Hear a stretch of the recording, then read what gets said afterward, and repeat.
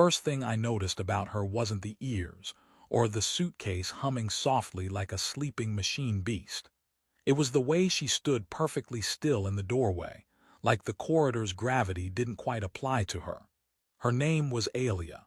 She said it like a whisper and a warning, the kind of name that either belonged to a poetry-writing exchange student or an ancient deity of forgotten moons. She blinked once, very slowly, and then stepped into my life. "I brought tea," she said, in that clean, accentless Terran English that somehow made every word feel like it was dipped in honey and laced with mild disapproval. The suitcase let out a sigh and rolled itself to the center of the living room, then sprouted little stabilizer feet and powered down. I tried to smile casually, which resulted in my face doing something closer to a nervous grimace. "Cool tea. I have a kettle somewhere." She looked around our shared pod like an archaeologist finding evidence of primitive sentient life. The couch had a blanket on it that may or may not have been used to mop up coffee yesterday. There was a single sock on the table, mine, I hoped, and one of the overhead lights was flickering in a rhythm that might have been Morse code for evacuate immediately. Her ears twitched once, long and pointed, too graceful to belong to anything human. She didn't seem embarrassed. If anything, she looked amused. "I like it," she said. "It smells honest." "Yeah, honesty. That's the pizza box from last Tuesday being honest about its existence." She walked over to the small kitchenette and started unpacking her tea things. Real leaves, glass vials, a cup that shimmered slightly as if vibrating at frequencies I couldn't detect. I considered warning her about our water filter, which occasionally dispensed a greenish liquid if you didn't hold the faucet just right, but I decided to let fate have its moment. "So," I said, attempting to sound both cool and in control of the situation, "what brings someone like you to a crummy orbital like Theta 5c?" She glanced up. The stars were growing boring. "Right, sure, that tracks." We'd been paired through the station's new interspecies cultural exchange roommate program, which sounded like a cool idea until I realized the actual application just said, "I am not currently wanted for any felonies across known territories, and I can coexist in a shared habitat without resorting to lethal force." Apparently, that was good enough for station command. Budget cuts. The first week was weird in the way that moving in with anyone is weird, especially someone who stores her bath salts next to what I swear were miniature containment capsules. She didn't cook, but she did hum quietly as she rearranged the cabinets.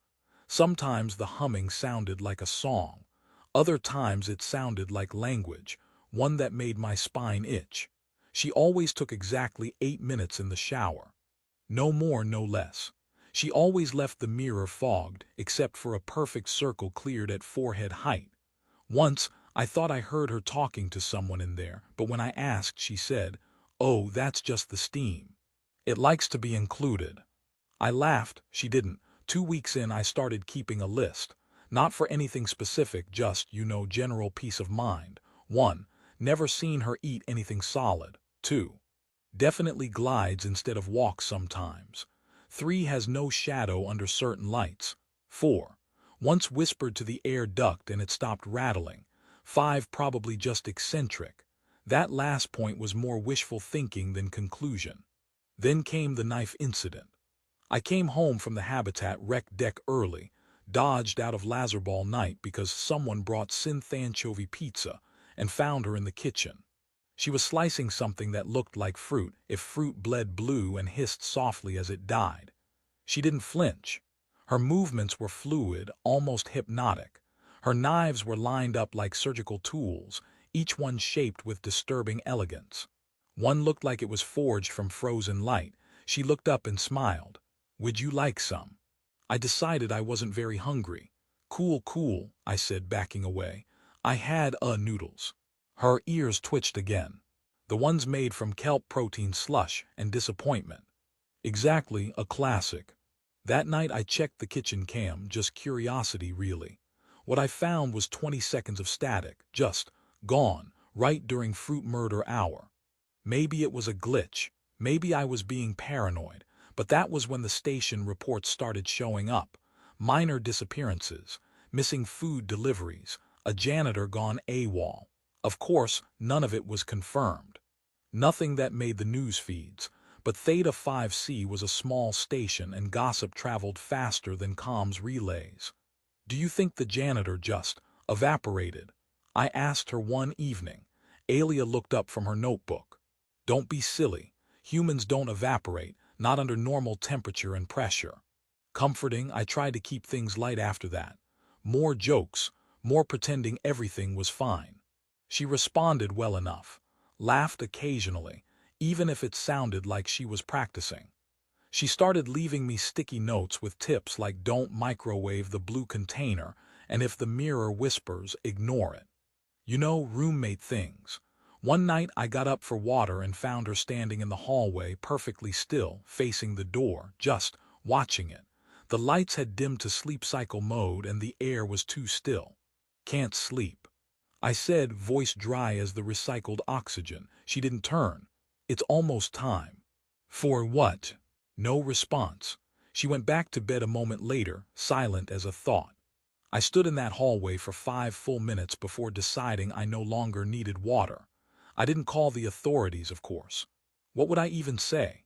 Hi, my friendly alien girl roommate might be a killer, except she makes really good tea and helps me fix my code bugs, so maybe it's fine. Besides, there was something about her, something that made me feel like this wasn't random, that she was here for a reason. Not fate exactly, but design. And deep down, I wasn't sure if I was supposed to be the roommate or the experiment. I woke up to screaming, not the panicked kind, more like the kind you get from a long, drawn-out vocal warm-up before an interstellar opera performance. It was coming from the living room, more precisely from the hologrid projector. I stumbled out of bed, hair like a faulty kinetic burst, and tripped over one of Alia's meditation spheres. Those things were always rolling under furniture like they had a secret life. The hollow emitted a pulsing red light that made the entire room look like it was bleeding. On-screen, some poor soul was being slowly disassembled by a 5-dimensional jelly with teeth. Alia sat cross-legged on the couch, sipping from her translucent cup of something that definitely wasn't tea.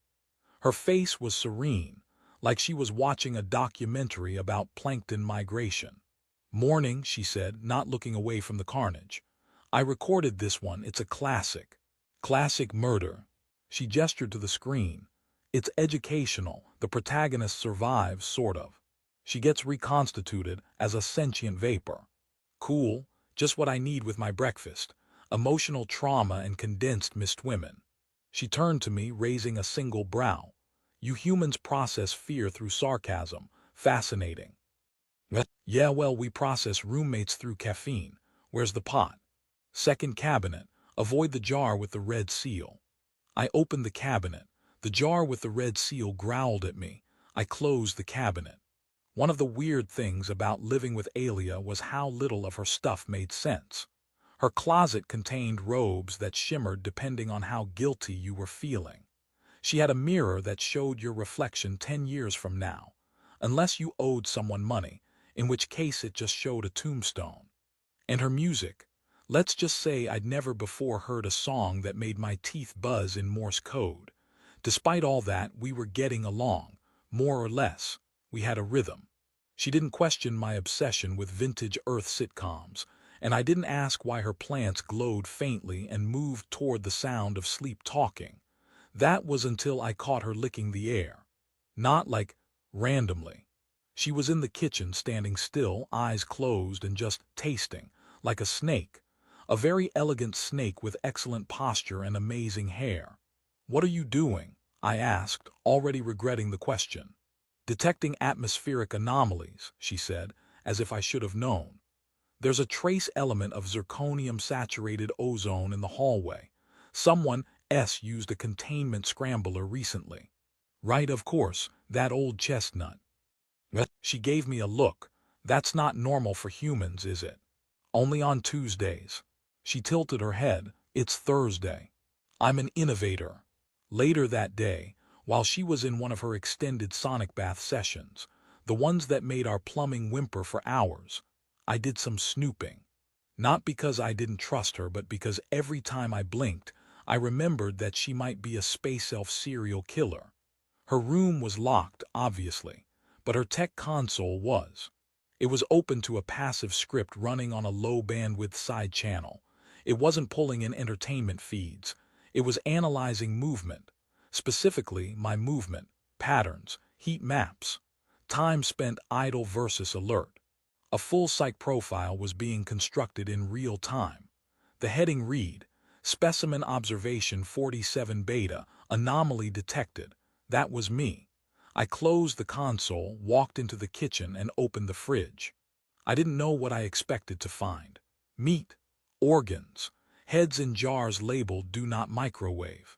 Instead, I found 2 bottles of nutrient gel, a jar of something labeled Quantum Yogurt Unstable, and a handwritten note that said, "If you're reading this, you owe me 3 spoons." I closed the fridge. When she came out of the bathroom, wearing a robe that looked like a sunset got into a fistfight with a black hole, I played it cool, sat on the couch, watched the news. "You ever think about hobbies?" I asked too casually. "I have several: research, data modeling, emotional mimicry. Maybe something less clinical like knitting or making questionable smoothies." I tried knitting once. The yarn developed sentience. "That tracks." She plopped down beside me, folding her limbs in that unnervingly graceful way she always did, like gravity had signed a ceasefire with her bones. "You're tense," she said. "I'm fine." "You're blinking irregularly." "That's just caffeine withdrawal." She reached into her robe and handed me a teacup. The tea shimmered blue and emitted a faint hum. "What's in this?" "Relaxants. I like my organs where they are, thanks." She smiled. "Suit yourself." Then she drank it. That night, I double-locked my bedroom. Not because I was afraid she'd murder me in my sleep, but because I was starting to get the feeling she could, and would probably apologize afterward with a coupon for resurrection services. I had a dream that she was floating outside my window.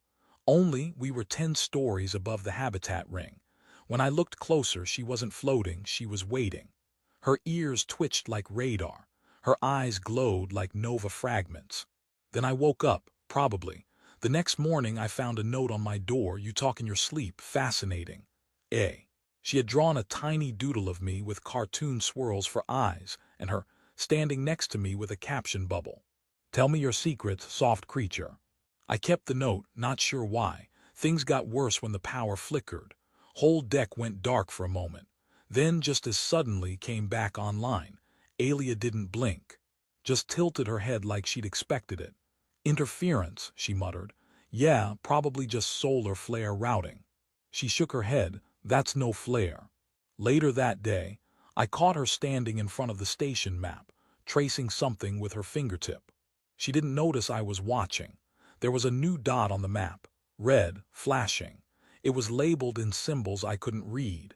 When she saw me looking, she said, "Just tracking a package." "What kind of package needs encrypted coordinates and a threat level warning?" She smiled, "A delicate one." I made a note: 6 tracks me, 7 lies fluently, 8, maybe planning a coup against time itself. Despite all of this, I didn't kick her out. Maybe I should have, but part of me was intrigued. I mean, who gets to live with an alien intelligence that reads your behavioral patterns, watches emotionally scarring alien horror shows, and drinks tea that probably whispers back? Besides, she laughed at my jokes now, even the bad ones. I was mid-bite into a synth bagel that tasted suspiciously like regret when the station-wide news pinged my wrist console. Normally, I ignored alerts unless they were life-threatening, and even then only if they mentioned my deck. But the headline caught my eye: "Maintenance Drone Records Disappearance on Deck 4C, Investigation Ongoing." I casually leaned back in my chair like someone who definitely hadn't seen their roommate whispering to the air vent at 2 a.m. 2 nights ago. My coffee, black, acidic, and probably illegal in 3 systems, tasted worse suddenly. Alia floated into the room. Not walked, floated. Okay, technically she walked, but her feet barely made a sound and her robe didn't move with the laws of physics. I still hadn't figured out if it was alive or just smug. You look tense, she said, pouring something fluorescent and bubbly from a bottle labeled in Galactic Standard. The label said not for human consumption. She offered me some anyway. No thanks. My organs prefer not to dissolve today. She nodded solemnly. A wise preference. Most humans feel attached to their organs. I waited a beat. That's not a joke, is it? She tilted her head. Do you want it to be? We watched each other for a few moments. Just a casual stare-off between a human who thought he might be living with a supernaturally polite murder machine and an alien woman who collected silence like it was currency. I broke the moment by flopping onto the couch and activating the holoscreen. The janitor disappeared, I said. Deck 4C left his mop behind. His mop, Alia. No one leaves their mop behind unless they're dead or unionized. Her ears flicked, just slightly. Odd, she said. Deck 4C is structurally unstable. That corridor hasn't been repaired in 3 cycles. Exactly, so what was he even doing down there? Perhaps mopping. I glared at her. She smiled innocently and offered me a gelatin cube. It jiggled in a threatening manner. I declined.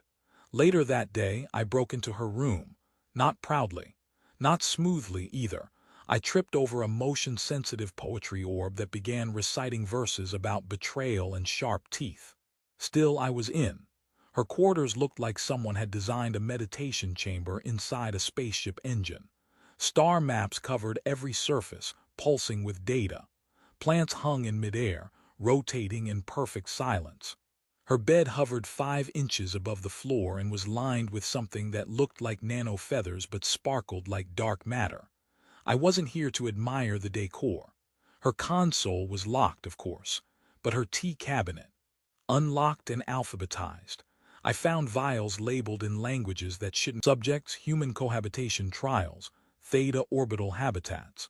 Subsection 47 beta, current anomaly, emotional interference. Status under review. My name was there, my routines, my patterns, notes like. Increased sarcastic output linked to mild anxiety states. Shows resistance to memory alteration. Dreams with elevated psi-spectrum signals. I backed away, slowly. Then a voice behind me said, looking for the tea. I turned. Alia stood in the doorway, arms crossed, holding a fruit that was leaking green vapor. She didn't look angry, more intrigued, like a scientist caught her pet mouse trying to drive the lab cart. I was just, I said, exploring. Inventorying for safety reasons, OSHA compliance. Of course. She set the fruit down. It hissed and began to disintegrate the table. She didn't stop it. You know, she said, in my culture, entering someone's private quarters without permission is either a declaration of war or a marriage proposal. I see why context matters. Which one is it? Definitely war. Marriage requires more cake. She didn't laugh, but her eyes twitched. Her version of amusement. I expected her to be furious, or erase my memory, or turn me into vapor with a glare. Instead, she gestured to the cube. You weren't supposed to see that yet, she said. Yet. She walked past me, tapped the cube, and it refolded like it had never existed. There are things you've noticed. Patterns, you're clever. I'm paranoid. She glanced at me, that too. We stood in silence, well, except for the slow melting noise from her fruit dissolving my furniture. Are you observing me? I asked. Yes. Is it for science? Or because you're planning to turn me into a casserole? Both outcomes are currently under review. I didn't know if she was serious. I didn't want to know. Later that evening she made tea. No jokes this time. No glowing liquid or humming cups, just simple hot tea. She poured it carefully, offered me one. This won't kill me. Statistically unlikely. I sipped it anyway. It was good, calming. And definitely not laced with anything detectable by my tongue, which honestly wasn't saying much. Why me? I asked. Why move in with a guy who can barely fold laundry without injury? You were anomalous. The program selects for variables. You had several, humor, resistance to social conformity, mild self-delusion. Rude but fair. She looked at me more serious than I'd ever seen her. You surprised the models. You're not what we expected. That makes you valuable. To your people. To me. That froze me. I set the cup down. So what happens now? She shrugged. Now I keep watching. And if I stop being interesting? She smiled. I'm very good at adapting. I didn't sleep well that night. Mostly because the table was gone and the couch was now suspiciously pitted with acid scars. Also because something, had left another note in my room. Same handwriting as before. But this time it said, "Some variables are meant to break the equation. Keep doing that, it's fun." Underneath, a small drawing of me holding a mop. Deck 4C glowed faintly on my wrist console. The janitor's file was marked case suspended, no evidence. And somewhere I knew a new line had been added to her list. Subject awareness, confirmed. It started with the fridge.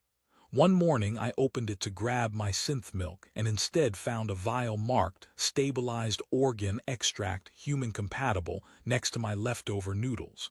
I blinked twice, closed the fridge, then opened it again. The vial was still there. The noodles were gone. "Alia," I called, voice strained. "Did you eat my noodles or replace them with human-compatible organ sauce?" She walked in, perfectly calm, holding a steaming cup of her usual unholy tea. "You weren't going to finish them," she said. "They were beginning to ferment, improperly. And this, a nutritional supplement. I thought you might need more iron and resilience." "I don't need resilience, I need pasta." She blinked. "You say that as though they are different things." I spent the next 10 minutes deciding whether I could legally break my lease due to scientifically inadvisable roommate behavior. But the station contract had a clause labeled species accommodation exceptions, and I'm pretty sure it was written in hieroglyphics. Instead, I decided on a new strategy: investigate her without actually investigating her. This meant I began casually asking her leading questions over breakfast like, "So, where exactly are you from again? What's your opinion on human dismemberment laws? Have you ever been professionally disintegrated?" She was frustratingly good at giving vague, charming, mildly terrifying answers. One time she said, "I was born during a storm of thought in a vault that opened without sound," and then acted like that explained everything. Another time, she quoted a philosopher that I later discovered only exists in potential futures. But I wasn't totally useless. I still had some friends. Well, a friend. Technically a guy I played wormhole chess with twice, but close enough. I messaged him on a secure channel. "Need a favor," I typed. "Ever heard of Alia? Or any flagged aliens with long ears and a strange fondness for moral ambiguity?" He replied 20 minutes later. "You realize how vague that sounds, right?" I sent him a blurry screenshot I'd taken of her reflection in a spoon. Probably not legal, probably not useful, but it was all I had. 3 hours later, he messaged again. "She's not in any civilian database." But something pinged in an off-network archive. She's listed as a non-aligned observer, Tier Zeta 3. No record of origin, assigned to monitor species in emotional critical stages. I asked what emotional critical meant. He sent back, like, "Your kind is 2 bad days away from either discovering utopia or inventing soul-devouring vending machines." Comforting. That night, Alia invited me to a shared observational ceremony. I didn't know what that meant, but I assumed it wasn't bingo. She set up 3 glowing stones in the center of the living room, drew a pattern on the floor with what might have been powdered knowledge, and asked me to sit quietly and surrender my surface-level thoughts. I brought popcorn. She closed her eyes. The room dimmed. The stones began to float. "I'm not doing that," she said. "Cool, definitely not haunted then. We're accessing the emotional continuum of your kind's recent cycle. I require clarity." "What kind of clarity?" She opened her eyes, glowing faintly now. "You are different, Dax. You deviate." "From what?" "From the pattern, from how you're supposed to respond." Most humans react with fear, denial, or false superiority when they discover truths they weren't meant to see. You make jokes. And humor's cheaper than therapy. I am beginning to believe it may be more effective. For a moment the stones pulsed in unison. Then a shape emerged from them, hazy, shifting. It looked like me. It looked like her. It looked like neither. "What's that?" I asked. "A projection of relational potential." I'm gonna pretend I understood that. Then the figure spoke. Only it didn't use sound. It felt words into my head. "You are not the one we expected. Your variable is unacceptable. Recalibration advised." I looked at Alia. She looked at me. We both blinked. "Did your floating rock just try to cancel me?" "It is confused," she said. "Well, get it a manual." She stood slowly, the stones clattering to the floor. The figure vanished. The room brightened like nothing had happened. "That shouldn't have happened," she said, mostly to herself. "Then you've officially joined the club. Nothing in my life should happen." She began pacing. Alia never paced. "They want to reassign me," she said. "They're initiating override protocols." "Wait, who's they?" She paused. "The ones who sent me, not my people exactly. More like the fragments of what they left behind." "That clears up nothing." "I am a composite," she said, "constructed from preserved cognitive threads, purpose-built for assessment, for judgment. And now you're being judged." "Yes." I scratched my head. "For what? Falling behind on observation reports." "For failing to maintain emotional detachment." The silence between us hung heavier than usual, heavier than quantum weights in a broken gravity sim. "You're saying," I said cautiously, "that you've developed feelings." She looked away.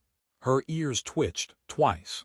"I'm saying," she replied slowly, "that you have become unpredictable, and I find that statistically compelling. That's the nicest creepy compliment I've ever received." She stepped closer, close enough that I could see the stars reflected in her pupils. "I don't want to reset," she said. "Then don't." I may not have a choice. I offered her the rest of my popcorn. "You always have a choice. Also, popcorn's better than interdimensional compliance." She took a handful. The next morning she was gone. No note, no tea, no floating rocks, just her empty cup on the counter, still warm. The first thing I did was check the bathroom. I don't know why. Maybe because she'd once spent 2 hours in there meditating in upside-down levitation while the faucet hummed Beethoven's Fifth in reverse. But it was empty. No robe draped across the sonic shower. No steam that smelled faintly of starlight and peppermint. No Alia. I checked her room next. Door open. Star maps dark. Her bed had lowered itself to floor level like it was morning. The hovering plants had wilted or perhaps just gone dormant. I poked one in its side. She was really gone. I stood there for a while, not moving, like if I breathed too hard she'd vanish more. The absence was sharp. Not just silence, but the silence of something intelligent that used to fill a room without speaking. The console was dark, but when I touched it, it flickered on. One file waited. A simple title, 4 DAX. I opened it. "Hello, Anomaly," her voice said. "If you're seeing this, I've been recalled. Not by choice. My observers deemed the mission compromised. They believe I've absorbed too much, that my responses are no longer clean." There was a pause. I could almost see her standing there, tea in hand, ears twitching thoughtfully. "They are right, but not for the reasons they think." The image shifted, diagrams appeared, maps, emotional data fields. "You changed the pattern," she continued. "Not by resisting, by accepting, by being ridiculous, honest, endlessly inconvenient. You made the math blurry. You gave me variables I didn't account for, snark and waffles, and that awful musical where humans sing their feelings in rhyming couplets." She chuckled. It sounded like someone trying laughter on for the first time and realizing it fits. "I learned that curiosity is not always a threat, that fear can be soft, that you can observe something and still love it." The file ended. I sat down on the couch. Her mug was still on the table, still warm. I didn't touch it. Later that day, I did something monumentally stupid. I messaged my wormhole chess guy again. Let's say hypothetically someone was taken by a non-aligned observer collective due to emotional contamination. Hypothetically, how does one unkidnap them? He didn't answer right away. When he did, it wasn't good. You don't. Zeta-tier field observers don't get pulled, they get deleted, rewritten, reinitialized. If she's gone, she's not coming back the same. I stared at the screen for a long time. Then I started packing. It turns out if you file enough fake maintenance complaints to Theta Station Control, eventually someone gives you clearance just to shut you up. I got access to the comms tower, built a ping relay, launched a narrowbeam distress code using half a dozen alien idioms I'd stolen from Alia's notes. The code translated, roughly, to I reject reinitialization of Entity Z3. I claim cultural exception under Human Effective Sovereignty Clause 19G. Return her, please. Then I waited, 5 days, nothing. On the 6th day the mirror in the hallway whispered, just once. I almost didn't notice it. On the 7th day I woke up to tea on the table, still warm. She stood by the window. I didn't say anything. She turned slowly. Her ears twitched once, not twice, once. I missed the mug, she said. I missed my noodles. I left you a new batch, less resilience. I stared. Are you? She looked at me, same eyes but deeper now, like she'd walked through her own memories and decided which ones to keep. I'm enough, she said. We stood in silence. Then she walked over and sat on the couch. They fought the request, she said, claimed you were delusional, argued that emotional sovereignty was an outdated clause, but one of them hesitated. Because of me. Because of the tea. Apparently I sent a file called Existential Crises and Caffeine Dependency, a human case study. It confused the AI consensus, long enough to slip out. You hacked your way out with a research paper. And sarcasm. That's the most you thing I've ever heard.